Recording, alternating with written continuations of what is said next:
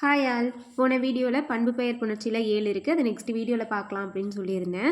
அது என்னென்னு பாருங்கள். ஈறுபோதல், இடையுகரம் ஈயாதல், ஆதி நீடல், அடியகரம் ஐயாதல், தன்னொற்றிரட்டல், முன்னின்ற மெய்த்திருதல், இனமிகள். இந்த 7ம் என்னென்னு இன்னைக்கு பார்க்கலாம். ஈறுபோதல். ஈறுபோதல் அப்படின்னா என்னன்னா, இப்போ எடுத்துக்காட்டு பாருங்க. பெருமை கூட்டல் வழி அப்படின்னு இருக்கு. பெருவழியை எப்படி பிரிப்போம்? பெருமை கூட்டல் வழி. இதை எப்படி சேர்த்தணும் அப்படின்னா, ஈறுபோதல் விதிப்படி இந்த மை விகுதி கெட்டுரும். இந்த மை எப்படி கெட்டு போகுது அப்படின்னா, ஈறுபோதல் விதிப்படி ஈறுபோதல், அதாவது கடைசியில இருக்க மை கெட்டு போயிடும். ஓகேங்களா? அதான் ஈறுனா கடைசி. கடைசியில இருக்க மை கெட்டு போயிடும். கெட்டுட்டு மீதி இருக்கிறது அப்படியே சேர்ந்துரும். பெரு கூட்டல் வழின்னு இருக்கும், பெருவழி அப்படின்னு சேர்ந்துரும். அவ்வளவுதான். இது ஈறுபோதல். பண்பு பெயர் புணர்ச்சியில ஈறுபோதல் முதல் விதி. ரெண்டாவது பாருங்க, இடையுகரம் ஈயாதல். இடையுகரம் ஈயாதல்னா என்ன அப்படின்னு பார்க்கலாம். எடுத்துக்காட்டு பெரியன்.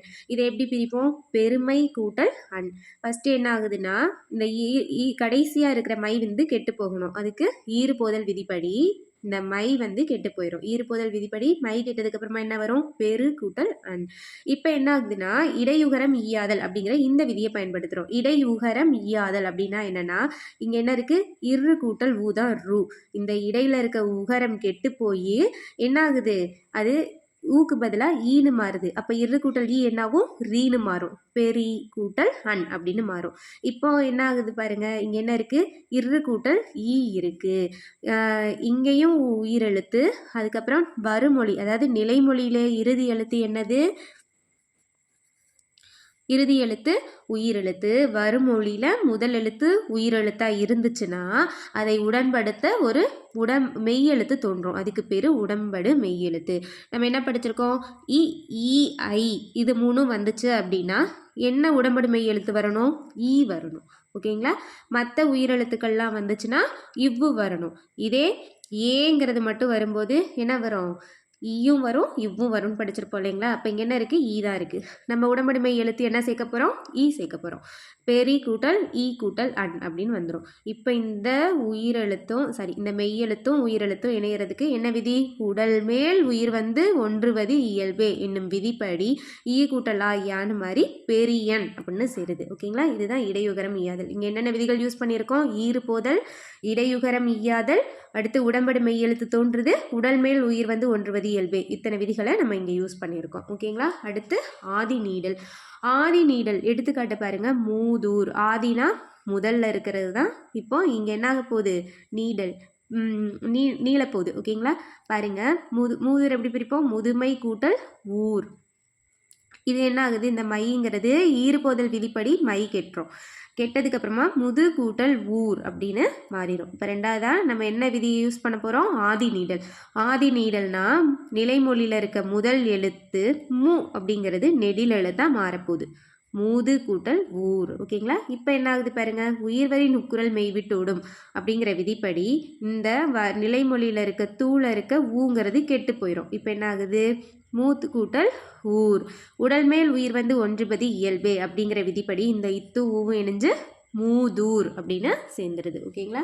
இது ஆதி நீடல். இங்கே என்னென்ன விதிகள் யூஸ் பண்ணியிருக்கோம்? ஈறுபோதல், ஆதி நீடல், உயிர்வரி நுக்குரல் மெய்விட்டோடும், உடல் மேல் உயிர் ஒன்றுபதி இயல்பே. ஓகேங்களா? பண்பு பெயர் புணர்ச்சியில் இது 3வது விதி. அடுத்து ஃபோர்த் ஒன் என்னது? அடியகரம் ஐயாதல். இந்த 3ஐயும் பார்க்கறதுக்கு முன்னாடி நம்ம இனமிகள் அப்படிங்கிறத பார்த்துட்டு வந்துடலாம். இனமிகள் அப்படின்னா என்னன்னா, இனம் அந்த வருமொழி முதல்ல வர்ற இந்த எழுத்துக்கு இனமான எழுத்து இங்கே மிக்கு வர்றது தான் இனமிகள். கருங்கடல் எப்படி பிரிப்போம்? கருமை கூட்டல் கடல். ஃபர்ஸ்ட் ஈறுபோதல் விதிப்பகுதி மை விகுதி கெட்டுரும். மை விதி கெட்டதுக்கு அப்புறமா கரு கூட்டல் கடல்னு இருக்கும். ஓகேங்களா? இப்போ வருமொழி முதல்ல இருக்க இந்த ககரத்துக்கு இனமான எழுத்து இங்கே மிக்கு புணரப்போகுது. அதுக்கு பேர் இனமிகள். கரு கூட்டல் கடல்ங்கிறது காக்கு இனமான எழுத்து என்னது? இங்கு. அப்போ அது எப்படி சேரும்? கருங்கடல் அப்படின்னு சேர்ந்துடும். ஓகேங்களா? இது இனமிகள். இப்போ பாருங்க, அடியகரம் ஐயாதல். அடியகரம் ஐயாதல் எடுத்துக்காட்டு பைந்தமிழ். இது எப்படி பிரிப்போம்? பசுமை கூட்டல் தமிழ் அப்படின்னு பிரிப்போம். தெரியுதா? பசுமை கூட்டல் தமிழ். ஈறுபோதல் விதிப்படி மை விகுதி கெட்டுரும். கெட்டதுக்கு அப்புறமா பசு கூட்டல் தமிழ் அப்படின்னு இருக்கும். இப்போ அடியகரம் ஐயாதல்ங்கிற விதியை யூஸ் பண்ண போகிறோம். அடி அகரம் ஐயாதல் அப்படின்னா இது இருக்குது பார்த்தீங்களா? நிலைமொழியில் முதல் எழுத்து ஐயா மாறப்போகுது. இப்பாங்கிறது அகரமாக இருக்குது. இப்பு கூட்டல் அகரமா, இப்பு கூட்டல் அந்த அகர எழுத்து ஐயா மாறி பைன்னு மாறுது. ஓகேங்களா, பைசு கூட்டல் தமிழ்னு மாறுது. இப்போ என்ன ஆகுதுன்னா இணையவும் அப்படின்னா, இணையவும்னா இந்த 3 சுழி இங்கே 2 சுழி நை இருக்குல்ல, அது இணையவும் தான் அதுவும் பொருள். ஓகேங்களா, இணையவும். சூ வந்து கெட்டுரும். இப்போ இந்த இணையவும் படி சூ கெட்டதுக்கப்புறமா பை கூட்டல் தமிழ் அப்படின்னு ஆயிரும். இப்போது அடுத்து பாருங்கள், இங்கே தா இருக்குது இல்லைங்களா, இனமிகள் விதிப்படி தாக்கு இனமான நகரம் பைந்தமிழ், இங்கே வந்து பைந்தமிழ் என்றாயிடும். ஓகேங்களா, இனமிகள் விதிப்படி இந்த அப்படிங்கிற மெல்லின எழுத்து வந்து சரி ஆமாம் மெல்லின எழுத்து தோன்றி பைந்தமிழ் என்றானது. ஓகேங்களா, இங்கே என்னென்ன யூஸ் பண்ணியிருக்கோம் பாருங்கள், அடி ஈறு போதல், அடி அகரம் ஐயாதல், இணைவும் விதிப்படி சூ கெட்டது, அப்புறம் இனமிகள். நெக்ஸ்ட்டு தன்னொற்றிரட்டல். தன்னொற்றிரட்டல்னா தன்னுடைய ஒற்று இரட்டிப்பாகிறது தான் தன்னொற்றிரட்டல். வெற்றிலை, எடுத்துக்காட்டு வெற்றிலை. எப்படி பிரிப்போம், வெறுமை கூட்டல் இலை, ஈறு போதல் விதிப்படி மை விகுதி கெட்டுரும். அதுக்கடுத்து என்னாகும், வெறு கூட்டல் இலை அப்படின்னு ஆயிரும். இப்போது இங்கே என்ன இருக்குது, வெறு அப்படிங்கிறது இற்று கூட்டல் ஊ இருக்கும். இந்த உகரம் வந்து என்ன ஆகுது, அதோட மெய்யை விட்டுட்டு ஓடும். உயிர் வரி நுக்குரல் மெய் விட்டு ஓடும். இப்போ வெற்று கூட்டல் இலை அப்படின்னு ஆகுது. இப்போ தன்னொற்றிரட்டல் அப்படிங்கிற விதிப்படி இந்த இற்றுங்கிறது இன்னொரு இற்று, அதாவது அதே ஒற்று மறுபடியும் இரட்டிப்பாகுது. வெட் கூட்டல் இலை, இந்த இற்று ஈயும் சேர்ந்து ரியா மாறும். உடல்மேல் உயிர் வந்து ஒன்றுவது இயல்புங்கிற விதிப்படி இது ரெண்டும் சேர்ந்து வெற்றிலை அப்படின்னு சேர்ந்துடும். ஓகேங்களா, முன்னின்ற மெய் திரிதல். முன்னின்ற மெய் திரிதல் அப்படின்னா பாருங்க, எடுத்துக்காட்டு செந்தமிழ். செம்மை கூட்டல் தமிழ்னு பிரிப்போம். இந்த மை எப்பயுமே ஈறு போதல்ங்கிற விதிப்படி கெட்டுரும். செம் கூட்டல் தமிழ் அப்படின்னு இருக்கும். முன்னின்ற மெய் திரிதல் அப்படின்னா இந்த இம்மு வந்து இல்லாமல் போகிறது, இம் வந்து இங்கேருந்து கெட்டுரும். சே கூட்டல் தமிழ் அப்படின்னு ஆயிரும். இப்போ என்ன ஆகுதுன்னு பாருங்கள், இங்கே தமிழ் இருக்குது, இனமிகள்ங்கிற விதிப்படி இந்த தகரத்துக்கு இனமான நகரம் இங்கே தோன்றி செந்தமிழ் அப்படின்னு சேர்ந்துடும். ஓகேங்களா, இது முன்னின்ற மெய்திருதல். அடுத்து திசைப்பெயர் புணர்ச்சி. திசைப்பெயர் புணர்ச்சி பாருங்கள், இதுக்கு விதி வந்து திசையோடு திசையும் பிறவும் சேரின் நிலை ஈற்றுயிர்மை க ஒற்று நீங்களும் ரகரம் நலவா திரிதலும் ஆம்பிற. இது வந்து நம்ம இந்த எடுத்துக்காட்டு பார்த்தோம்னா புரிஞ்சிடும். எடுத்துக்காட்டு பாருங்கள், திசையோடு திசை பெயர் வருது. ஓகேங்களா, வடக்கு கூட்டல் மேற்கு. என்ன ஆகுதுன்னு சொல்கிறாங்க, நிலைமொழியில் இருக்கிற நிலைமொழி ஈற்றில் இருக்க உயிர்மை. உயிர்மை என்னது, கு. உயிர்மையும் க ஒற்று என்னது, இக்கு. ஓகேங்களா, கவோட ஒற்று இக்கு. இந்த இக்கும் கூவும் என்ன ஆகுது, நீங்கிடுது. ஓகேங்களா, இது வந்து ஃபர்ஸ்ட் விதி. பாருங்கள், இது ரெண்டும் நீங்கினதுக்கப்புறமா வட மேற்கு அப்படின்னு சேர்ந்துடும். அடுத்து பாருங்கள், தெற்கு கூட்டல் கிழக்கு. இது எப்படி சேரும்னா, நிலைமொழி ஈற்றில் இருக்கிற உயிர்மை கெட்டுரும். கெட்டதுக்கப்புறமா இங்கே வந்து க இருந்துச்சுன்னா, க ஒற்று, கவோட ஒற்று இருந்துச்சுன்னா அதுவும் நீங்கிரும். இல்லை வேறு எழுத்து இருக்குது, என்ன எழுத்து இருக்குது, ர இருக்குது. ரகரம் வந்துச்சுன்னா அது நேவாகும் லேவாகும் மாறும் அப்படின்னு சொல்கிறாங்க. ரேவா இங்கே இருக்குது பார்த்தீங்களா, ர. தெற்கில் வர ர வந்து இங்கே என்ன இருக்குது, இது வந்து வல்லின எழுத்து. இந்த எழுத்து வரும்போது ர வந்து நகரமாக மாறுது, தென்கிழக்கு. ஓகேங்களா, மேற்கு கூட்டல் நாடில் நிலைமொழி ஈற்றில் இருக்க உயிர்மை கெட்டுரும்.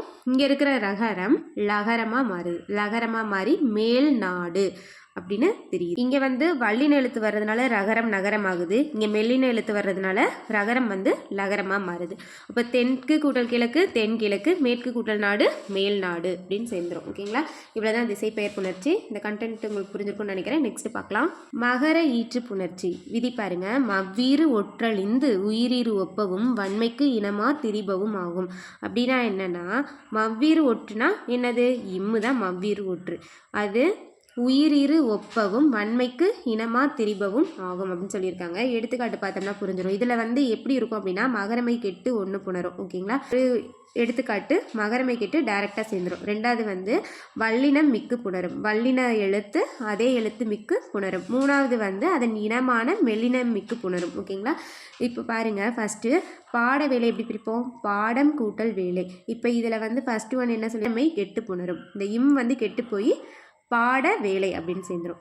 ரெண்டாவது பழம் கூட்டல் தூள். ஓகேங்களா, இதில் என்ன ஆகுது அப்படின்னா, இந்த மகர ஒற்று இருக்கு இல்லைங்களா, இந்த இது வந்து கெட்டு போய் இந்த வல்லின எழுத்து மிக்கு புணரும். அப்போ இந்த எழுத்தோட ஒற்று இத்து, பழத்தூள் அப்படின்னு சேரும். காலம் கூட்டல் கடந்தவன் இதில் பார்த்தோம்னா இந்த மகர ஒற்று கெட்டு போய் கக்கு இனமான ஞ ஓகேங்களா. அது என்னது காலம் கடந்தவன் அப்படின்னு சேரும். அவ்வளோதான்.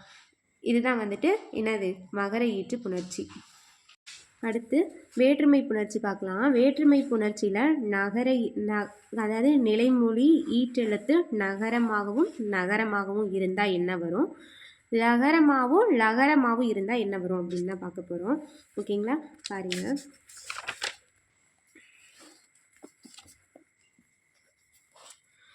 எடுத்துக்காட்டு மண் கூட்டல் களம். நிலைமொழியோட ஈற்றெழுத்து நகர எழுத்தாக வந்திருந்துச்சு அப்படின்னா ஓகேங்களா. 3 சொல்லி நான் இருக்குல்ல, நகர எழுத்தாக வந்திருந்துச்சுன்னா அது டகரமாக மாறும். மண் கூட்டல் களம் மட்களம். நிலைமொழி ஈற்றெழுத்து நேவாக இருந்துச்சு அப்படின்னா அது ரகரமாக மாறுது. பொன் கூட்டல் கூடம் பொற்கூடம். லகர ஈரில் வேல் கூட்டல் காளை. லகரம் வந்திருந்துச்சுன்னா ரகரமாக மாறுது. கல் கூட்டல் கூடம் லகரம் வந்துருச்சுன்னா டகரமாக மாறுது. இப்போ இது ரெண்டுலேயுமே ஒன்று தான் பாருங்கள். 3 சொல்லி நாவும் லாவும் வந்திருந்துச்சு அப்படின்னா அங்கே என்னவா மாறுது, டகரம் வருது. ஓகேங்களா. மட்களம் கட்குடம். 2 சொல்லி நாவும் லாவும் வந்திருந்துச்சு அப்படின்னா அது ரகரமாக மாறுது. 2 சொல்லி நாவும் லாவும் வந்துருந்துச்சுன்னா ரகரமாக மாறுது. 2 சொல்லினா ல வந்துச்சுன்னா ரகரம். 3 சொல்லினா லா வந்துருந்துச்சுன்னா டகரம். ஓகேங்களா. அவ்வளோதான். வறுமொழி முதல் எழுத்து என்னவா இருக்குது, வல்லின எழுத்தாக இருக்குது. அவ்வளோதான். அதே ந முன்னும் தேவும் நாவும் வந்துருந்துச்சுன்னா என்ன பண்ணுறோம் அப்படின்னு தான் பார்க்க போகிறோம். ஓகேங்களா. ஃபஸ்ட்டு தே பார்த்துடலாம், அடுத்து நான் பார்க்கலாம். நிலைமொழி ஈற்றெழுத்து இந்த நகரம் லகரம் லகரம் இருக்கும். வறுமொழியில் தகர எழுத்து வந்திருக்கும். அப்படி வந்துருந்துச்சுன்னா என்ன வருதுன்னு பாருங்கள். மண் கூட்டல் தீது, பொன் கூட்டல் தீது, கல் கூட்டல் தீது, முள் கூட்டல் தீது. இதெல்லாம் எப்படி மாறுதுன்னு பார்க்கலாம். இந்த நிலைமொழி ஈற்றெழுத்து நகரம், வறுமொழியோட முதல் எழுத்து தகரம். அப்படி இருந்துச்சுன்னா வறுமொழி முதல் எழுத்தாக இருக்கிற இந்த தகர எழுத்து டகரமாக மாறுது. நமக்கு தெரியும் 3 சொல்லி நாவும் லாவும் வந்துருந்துச்சுன்னா அங்கே என்ன வரும், ட வரும். லகரமும் 2 சொல்லி நகரமும் வந்துருந்துச்சு அப்படின்னா அங்கே என்ன வரும், ரகரம் வரும். அப்போது இங்கே 3 சொல்லின்னு வந்திருக்கு, அப்போ டேவாக மாறுங்கிறத நம்ம முன்னாடியே படிச்சிட்டோம். அப்போ இந்த தகரம் தான் இங்கே மாறுது, மண்டீது. பொன் கூட்டல் தீது பொன்றீது. இப்போ இங்கே என்ன ஆகுது அப்படின்னு பார்த்தோம்னா லகரத்துக்கு கூட வறுமொழி முதல்ல தகரம் வந்துருந்துச்சுன்னா இந்த 2 எழுத்துமே மாறுது. லகரம் வந்துச்சுன்னா என்ன படித்தோம், ரகரம். அப்போது இங்கே தகரமும் ரகரமாக மாறுது, லகரமும் ரகரமாக மாறுது. அவ்வளோதான். கற்றீது, முள் கூட்டல் தீது முட்டீது. ஓகேங்களா. இந்த கண்டென்ட் உங்களுக்கு புரிஞ்சிருக்கும்னு நினைக்கிறேன். அடுத்து பார்த்துடலாம். இதே வறுமொழியில் நகரம் வந்துச்சு அப்படின்னா என்ன வருதுன்னு பாருங்கள். கண் கூட்டல் நீர், பொன் கூட்டல் நன்று, கல் கூட்டல் நன்று, முள் கூட்டல் நன்று. கண் கூட்டல் நீரில் இந்த நீ 3 சொல்லின் வந்திருக்கு இல்லைங்களா. இங்கிறது இந்த நகரம் வந்து மாறி நீயாவே மாறுது. ஓகேங்களா. கண்ணீர். அதே மாதிரி இங்கே என்ன வருதோ அது அப்படி இங்கே வருது, பொன் நன்று. ஆனால் கல் கூட்டல் நன்றில் இந்த லகரமும் என்ன ஆகுது, 2 சொல்லி நாவாக மாறுது, நகரமும் 2 சொல்லி நாவாக மாறுது. அதே மாதிரியே லகரம் பதிலாக என்ன மாறுது, நகரம் மாறுது. இதுதான் இங்கே வித்தியாசம். லகரம் வந்துருந்துச்சுன்னா அங்கே நகரம் மாறுது, லகரம் வந்துருந்துச்சுன்னா அங்கே நகரமாக மாறுது. கண் நன்று முன் நன்று. ஓகேங்களா. இதுதான் இதோட டிஃப்ரென்ஸு. கண்டென்ட் உங்களுக்கு யூஸ்ஃபுல்லாக இருந்திருக்கும்னு நினைக்கிறேன். நெக்ஸ்ட்டு நம்ம வந்து 6th 7th 8th இருக்க பிரித்தெழுதுக சேர்த்தெழுதுக இனிமேல் டெய்லி ஒவ்வொரு வீடியோவில் பார்க்கலாம். இந்த வீடியோ உங்களுக்கு பிடிச்சிருந்துச்சுன்னா லைக் பண்ணுங்கள். என்னோட இந்த சேனலை சப்ஸ்கிரைப் பண்ணிக்கோங்க. தேங்க்யூ.